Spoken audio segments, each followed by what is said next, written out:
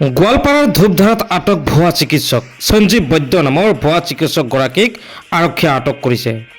এখন ফাৰ্মাচীৰ পৰা ধূপধাৰা আৰক্ষীয়ে আটক কৰিছে মুন্না ভাই MBBS ৰূপী ভুৱা চিকিৎসকগৰাকীক। দীৰ্ঘদিনৰে পৰা ধূপধাৰাৰ বিভিন্ন প্ৰান্তত তেওঁ চলাই আহিছিল ভুৱা চিকিৎসা। অৱশেষত ধূপধাৰা আৰক্ষীৰ জালত ভুৱা চিকিৎসক সঞ্জীৱ বৈদ্য। আমি পুনৰবাৰ কৈছোঁ, গোৱালপাৰা ধূপধাৰাত আটক ভুৱা চিকিৎসক সঞ্জীৱ বৈদ্য নামৰ ভুৱা চিকিৎসকগৰাকীক আৰক্ষীয়ে আটক কৰিছে।